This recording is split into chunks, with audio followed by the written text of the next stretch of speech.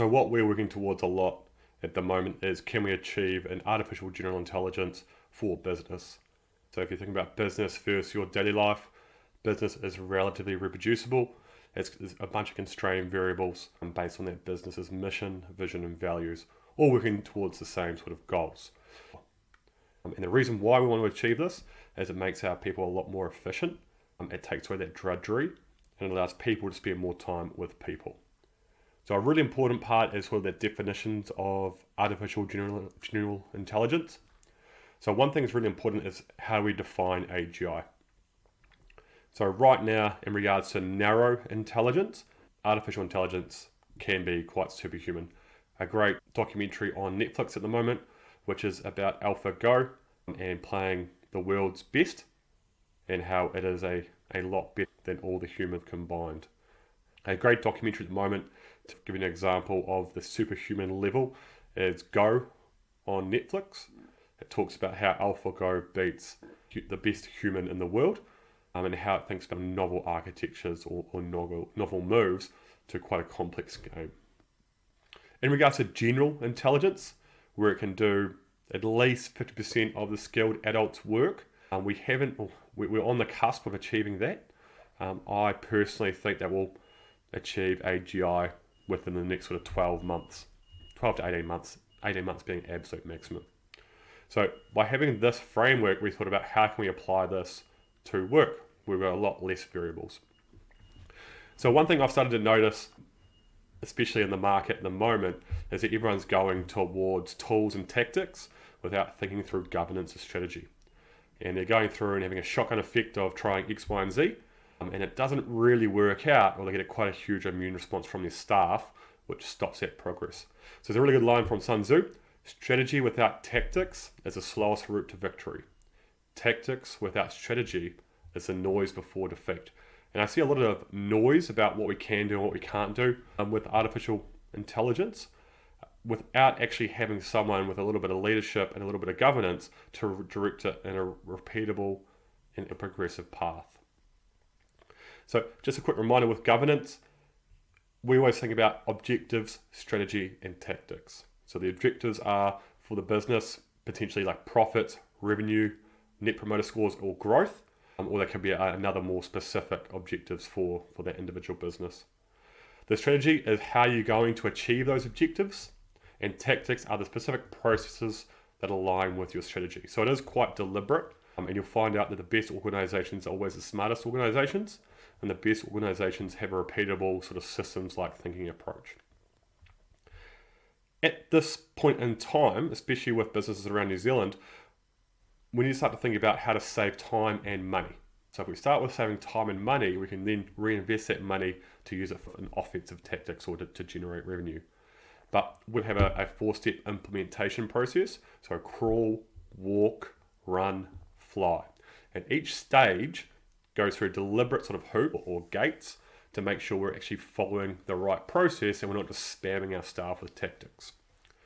So in regards to a crawl stage, we're using generalized solutions. So at the moment, we use Perplexity AI for information gathering. So we've gone away from Google's search engine completely. So Perplexity AI answers questions for us and gives us references to them if we want to click on them and go further into it.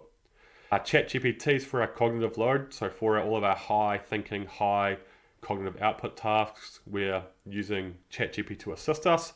And Grok, which is from X, or formerly known as Twitter's, the AI, that's for real-time events.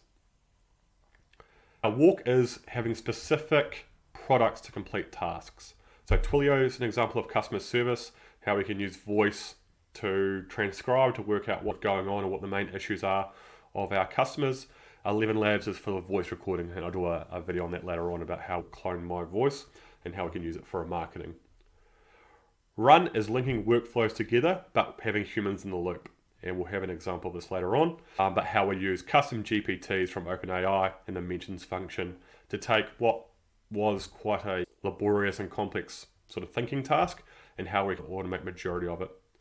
And then Fly is an automatic workflow without human judgment in the loop. We haven't really achieved that yet.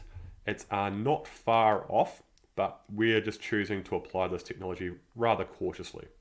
But what do?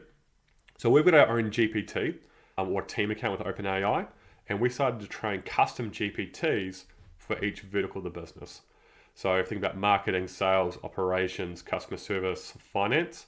Each has its own GPT, and we've trained it on sort of the lens of senior move managers. So what our mission, vision, values are, what our inputs and outputs are. And then we've started to train it on, like if I use, for example, the SME marketer, we've trained it on our avatars, we've trained it on previous marketing materials, and also the metrics associated with the materials of what worked and what didn't. Also things like brand guidelines.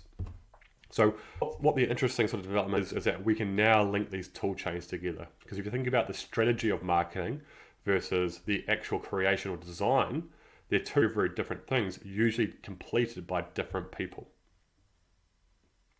So what sort of OpenAI has allowed is the strategy and tactics to be completed by one person at a very fast rate.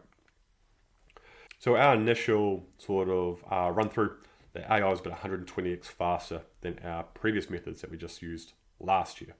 So quite a big increase if we think about time and money. In this scenario, we're going to increase revenue through marketing. So what we can do is we can ask our SME marketer, who has our cognitive function or our knowledge here, that we need a Facebook post to drive phone calls. So with our previous work that it's been trained on, it will pump out essentially a brief that we could give to a designer historically to create, to put up on Facebook to increase our awareness. And if we wanted to, we could have 3 or 4 or 5 different sort of outputs or ideas for a Facebook post.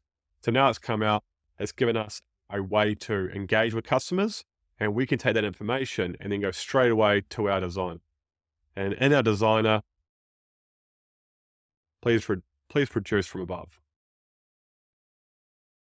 Through Canva. So Canva's GPT. So Canva will take that information from previously from our SMM marketer GPT, and we'll start to produce outputs. And those outputs are designs.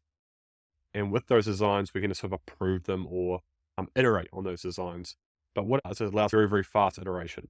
It allows for the human to make the decision pretty quickly on, is this suitable, is this not? And then the best part is, if I don't like these designs, I can click on here, it will take me straight through to Canva, and I can edit or I can change out the photos from the original designs. Now, the interesting part is we can then post it on Facebook, get analytics, put it back into the GPT to refine and make better. So it allows for a very, very quick feedback loop to see if our marketing is working and if we're increasing our phone calls. So what does it mean for the future of work? The way we sort of see it playing out is it will allow businesses to be significantly more efficient, and that their feedback loops and cycle times will increase, producing sort of better outputs. The thing that I don't think people are really understanding is this is going to lead to an explosion of new businesses and new competition. Because the cost to start a business and to run a business and to guide a business through sort of challenges has never been cheaper thanks to AI. It will also allow for people to be people, to spend more time with their staff, to mentor and manage them better, and to engage better with customers, whilst the back end is sort of taken care of for them. It will mean that there is a slight shift in regards to what we do day to day, but overall, if AGI was sort of to arrive tomorrow, there might be a quick freak out for 2 to 4 weeks, and then we'll sort of keep going on how we always have. We're seeing AI as just that 4th industrial revolution, where it will allow people to have the information they need, to have abundance, and it will ultimately drive the costs of things and services down due to the increase in competition.